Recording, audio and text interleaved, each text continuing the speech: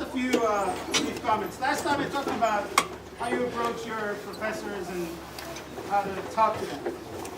And today, I'd like to address the content of the conversation, or what can actually happen when you develop that relationship with your professors. Last time I mentioned that getting to know your professors can actually help you with letters of recommendation and with finding mentors who can actually guide you through this complex world of college and eventually even become your friends. I mean, they're a little older, but they can still be your friends, right? So a good connection with a professor can also help you with long-term planning, the ability to think about your future in more concrete terms, to develop seemingly unrealistic dreams and then to go out and actually make them happen. And when I talk to students, and some of you know this already, I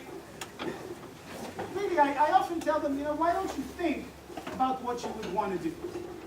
Like, what would it be if you can do whatever you want? Okay, no restrictions, no money, no family, no other commitments, no not believing in yourself. You name it and you get it. What would it be? Some people have an answer to this right away.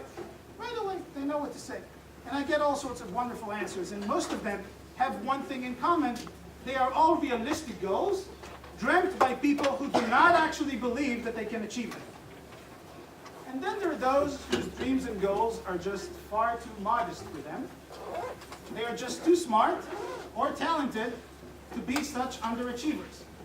And I get that, I really do. The thought of even dreaming of jobs with major international corporations, or I don't know, the CIA, or the Secret Service, or going to schools like Princeton or Stanford or the University of Chicago might frighten quite a few people even sitting in this room, because college already seems so challenging, because people who do those great jobs or go to these fancy schools, they really seem like geniuses that you see on TV, right? Not just like ordinary people who come from small towns in the Midwest.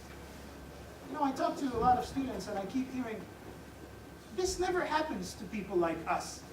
I keep hearing that over and over again, even though I'm standing here, right here, in front of you, and I'm not a genius, and I've only been on TV once when I was 12, and I did not come from a lot of money, and I still got to do what I want, and I went to Princeton and all that. You know that part already.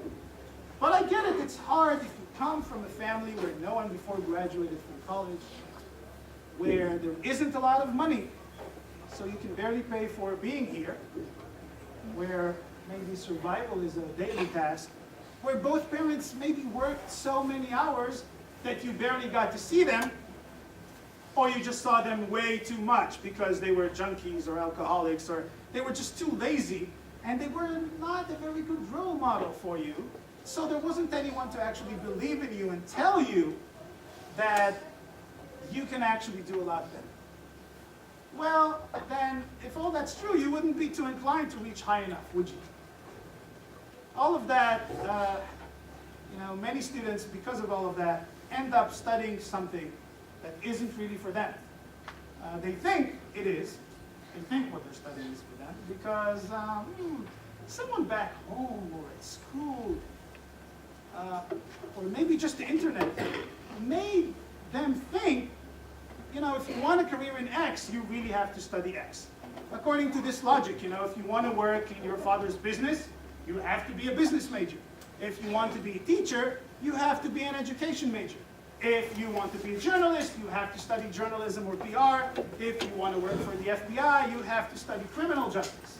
And if you want to be a speech pathologist, well, you probably have to be a speech pathology major already as an undergrad. This is a very twisted logic because it takes the fun out of college. If you operate by it, you assume that college's only purpose is to train you for a particular profession, not just to make you a more educated and well-rounded person. So what happens? Well, I've had many students who were so excited about their dream career, but then they came to college and they felt so disappointed that they were just getting poor grades all the time.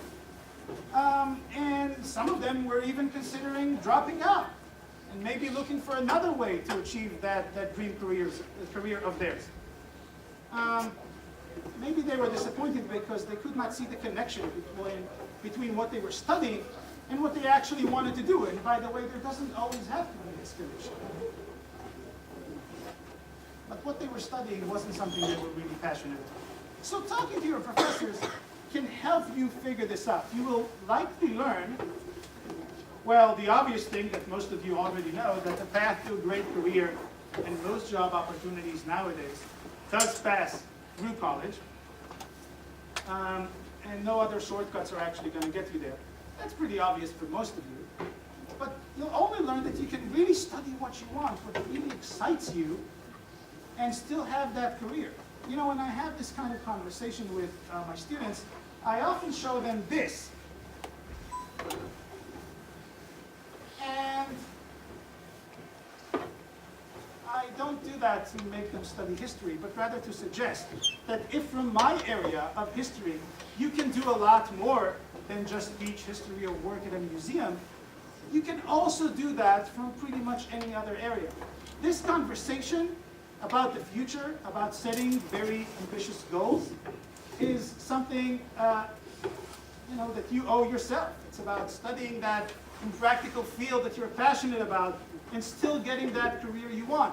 This is a conversation you probably need to have with someone, like one of your professors maybe. I think you really owe it to yourself to explore all your options, because you don't want to wake up one day, 10 years from now, and realize I could have done more and didn't.